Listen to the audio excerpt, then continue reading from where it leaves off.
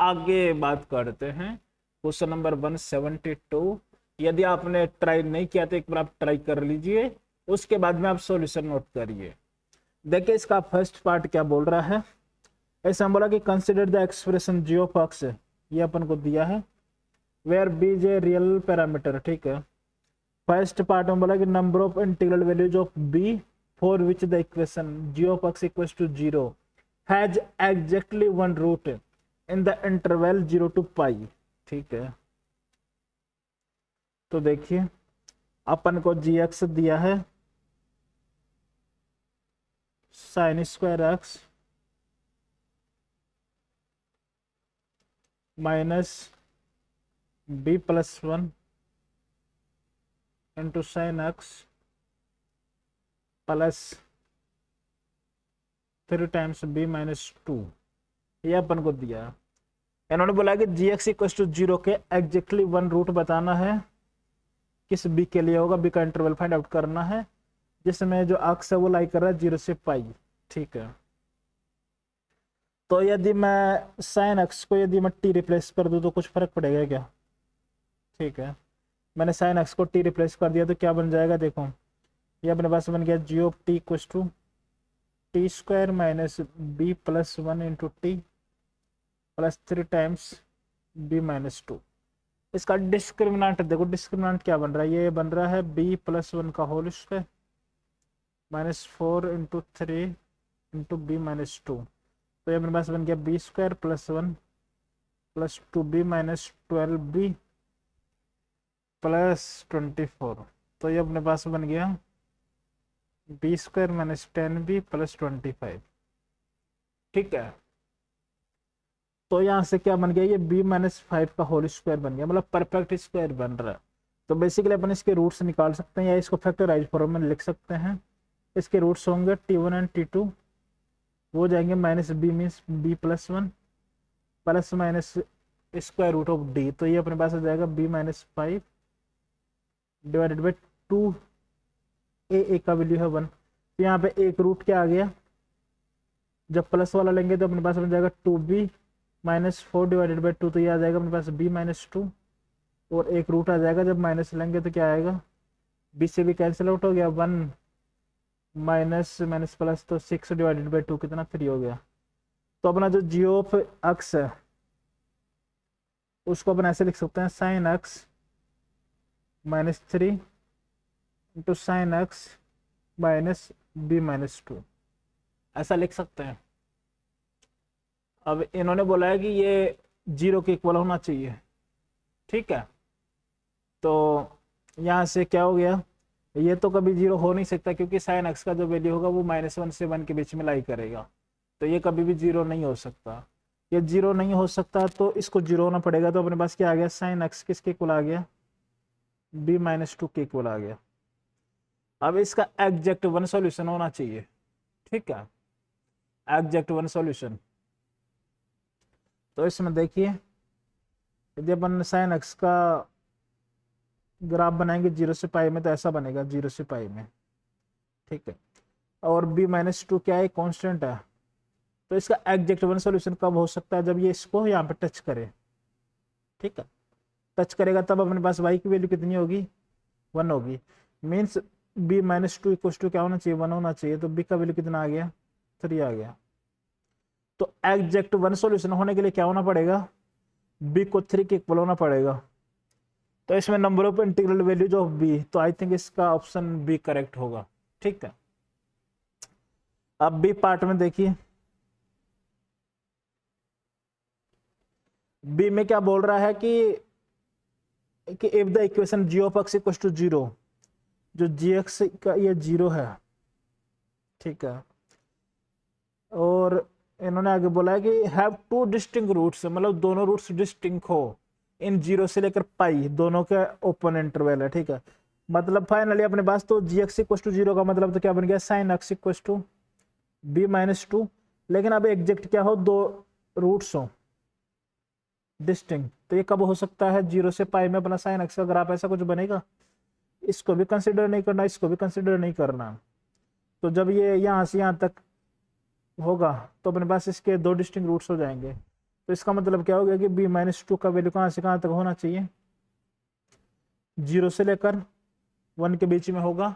तो इसके दो डिस्टिंक्ट रूट्स होंगे, ठीक है।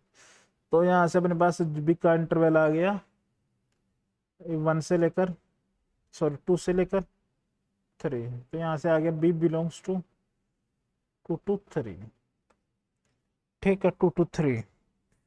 तो ऐसा कोई ऑप्शन दिख रहा है क्या, 2 to 3 ऑप्शन सी होगा इसका। अब इसका सी पार्ट में देखिए क्या बोल रहा है। सी पार्ट बोला कि if G of X is non negative for all real X, ठीक है। जो जी एक्स है वो नॉन नेगेटिव है, मतलब पॉजिटिव है या 0 के इक्वल हो सकता है।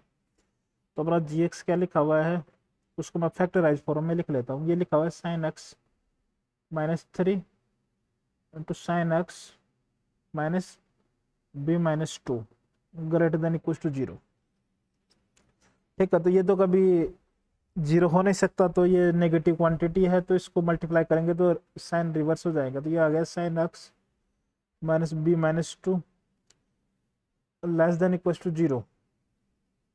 तो यदि अपन इसको ऐसे तो लिख सकते हैं b minus 2 minus sine X greater than equal to 0। तो b minus 2 greater than equal to sine X. तो यहां से देखो अपना अक्स था 0 से पाई, तो अब ध्यान से देखो साइन एक्स का वैल्यू जाएगा 0 से 1। तो ये हमेशा सेटिस्फाई करेगा यदि इसका मैक्सिमम वैल्यू से ग्रेटर है, इसका मैक्सिमम वैल्यू से ग्रेटर है तो ये हमेशा होल्ड करेगा, ठीक है। तो b माइनस 2 यदि ग्रेटर देन इक्वल टू 1 है, तो इसका मतलब क्या होगा, यदि b का value greater than equal to 3 है तो हमेशा इसको सेटिस्फाई करेगा, ठीक है।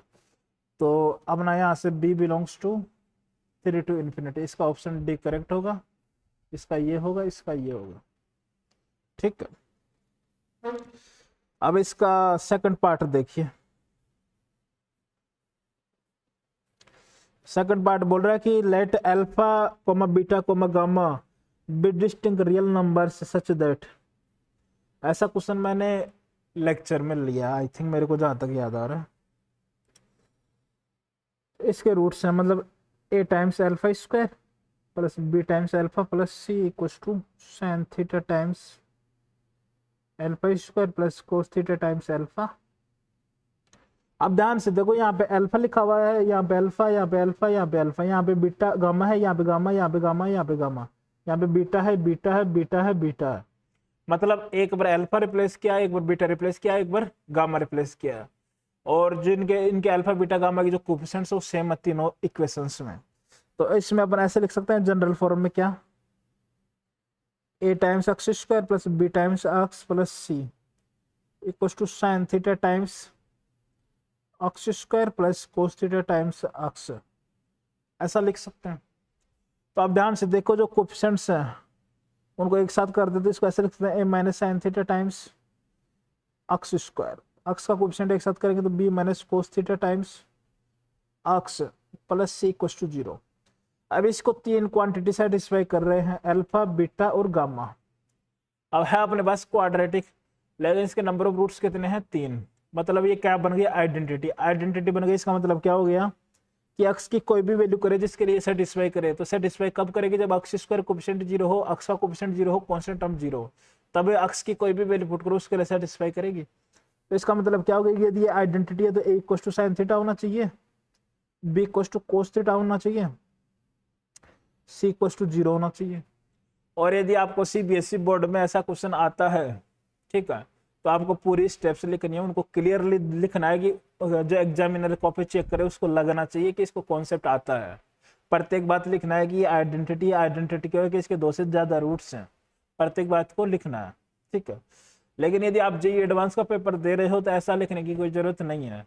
यदि आपको यहीं पे दिख गया कि इसके 3 रूट्स हैं, आपको ये भी लिखने की कोई जरूरत ना, आपको क्लियरली दिख रहा है कि यहाँ पे तीनों इक्वेशन सेम है, बस इसमें अल्फा बीटा गामा चेंज किया, इसका मतलब क्या है कि 3 रूट्स हैं क्वाड्रेटिक इक्वेशन के। तो ऐसा नहीं हो सकता, ये आइडेंटिटी के केस में हो सकता है। यदि आइडेंटिटी बन रही है तो कोफिशिएंट्स को 0 करना पड़ेगा, तो वहां से अपन 0 करेंगे तो a equal to sine theta आ गया, b equal to cos theta आ गया, c इक्वल टू 0 आ गया, ठीक है। इतना बात हो गया।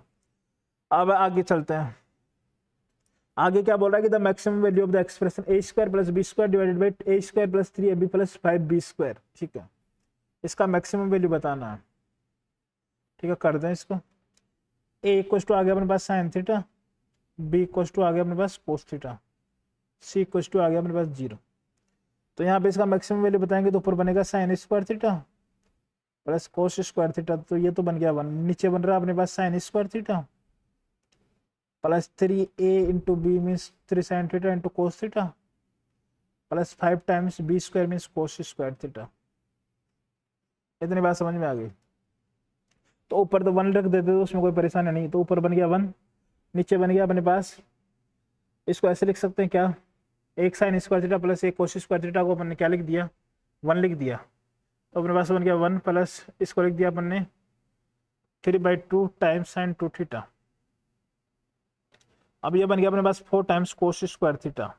ठीक है, अब ये यहाँ पे 2 थीटा बनना है तो इसको भी 2 थीटा में ले जाने की कोशिश करेंगे। तो अपन क्या जानते हैं कि कोस 2 थीटा बराबर क्या होता है, 2 कोस स्क्वायर थीटा माइनस 1 होता है। ठीक है, तो यहाँ से 2 cos square theta equal to क्या हो गया, 1 प्लस कोस 2 थीटा। तो यहाँ से अपन क्या रिप्लेस कर सकते हैं, ये बन गया अपने पास 1 divided by 1 plus 3/2 times sine 2 theta plus यहाँ पे आ जाएगा 2 टाइम्स 1 प्लस कोस 2 थीटा। बात समझ में आती है। तो यहाँ से अपने पास क्या बन गया, देखो अपने पास ये बन गया 1 डिवाइडेड बाई 2 प्लस 1 3, ये अपने पास बन गया 3/2 times sine 2 theta plus 2 times cos 2 theta. अब ये बताया कि अपन को इसका क्या बताना, मैक्सिमम वैल्यू बताना है। इसका इस एक्सप्रेशन का मैक्सिमम वैल्यू बताना है। तो मैक्सिमम कब होगा, जब डिनोमिनेटर मिनिमम होगा। डिनोमिनेटर मिनिमम कब होगा, जब ये वैल्यू मिनिमम होगी। ये वैल्यू मिनिमम कितनी होगी, अपन जानते हैं ऐसा लिखा हुआ है A sine theta plus B cos theta, तो इसका रेंज क्या होता है, square root of A square plus B square से लेकर square root of A square plus B square तक होता है, माइनस से लेकर प्लस तक। ठीक है, तो यहाँ से इसका यदि अपन को मैक्सिमम वैल्यू निकालना तो अपने पास ये हो जाएगा 1 divided by 3 minus square root of, ये अपने पास हो जाएगा 9/4 प्लस 4, तो ये अपने पास हो गया 16 प्लस 9 25 डिवाइडेड बाई 4, तो ये अपने पास आ गया 5/2, तो 3 माइनस 5/2, तो ये अपने पास आ गया 1 डिवाइडेड बाई 1/2, तो ये अपने पास आ गया 2। ठीक है, तो आई थिंक इसका जो मैक्सिमम वैल्यू होना चाहिए वो 2 होना चाहिए। आप कैलकुलेशन आप चेक कर लेना। ठीक है, हो सकता है कि कुछ कैलकुलेशन मिस्टेक हो जाए लेकिन कॉन्सेप्ट करेक्ट है। ठीक है, अब इसका बी पार्ट देखिए। अब बी पार्ट में क्या बोल रहे हैं कि F v1 vector equal to A I cap plus B J cap plus C K cap makes an angle π/3 and with v2 vector, ये v2 वेक्टर है, ये v1 वेक्टर है। Then number of values of theta belongs to 0 to 2π, तो theta की कितने values होंगी वो निकालना है। ठीक है, आपको मैं बता दूं यदि आपने वेक्टर नहीं पढ़ा है लेकिन इतना बेसिक फिजिक्स में, बेसिक मैथमेटिक्स में फिजिक्स वाले सर पढ़ा देते हैं, ये तो हर कोचिंग में पढ़ाते हैं। आप चाहे कोटा हो, चाहे सिक्कर हो, चाहे आप दिल्ली हो, हर कोचिंग में ये बेसिक मैथमेटिक्स में वेक्टर पढ़ा देते हैं, क्योंकि फिजिक्स में इसका बहुत यूज होता है। क्योंकि आप मैकेनिक्स तब तक नहीं पढ़ सकते जब तक आपको वेक्टर का बेसिक एनालिसिस या बेसिक नहीं पता होगा। ठीक है, तो ये बेसिक पता है। तो ये अपन को बताया कि यदि दोनों के बीच का एंगल π/3 है तो इसका मतलब क्या लिख सकते हैं अपन, v1 डॉट v2, दो वेक्टर का डॉट प्रोडक्ट किसके इक्वल होता है, mode of v1 into mod of v2 into cos theta. तो इनके बीच का जो एंगल है वो इन्होंने दे दिया कितना है, π/3, मतलब 60 डिग्री है। तो यहाँ से अपन लिख सकते हैं कि कोस थीटा बराबर क्या आ गया, v1 dot v2 divided by mod of v1 into mod of v2। ठीक है, बात समझ में आ गई। तो कोस π/3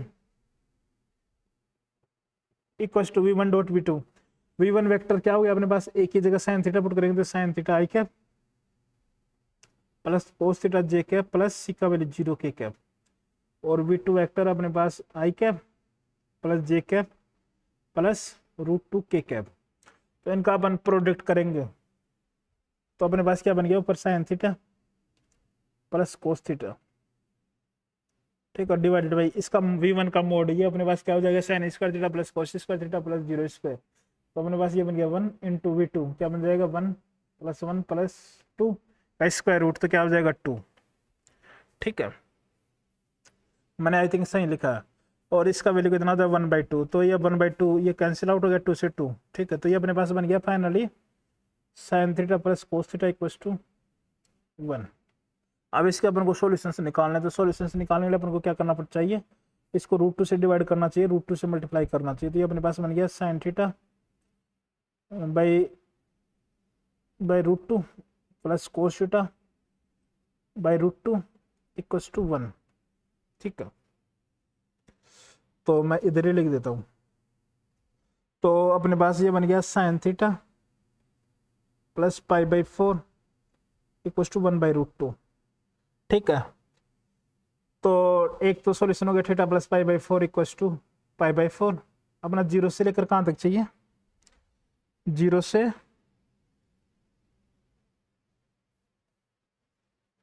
2π के बीच में।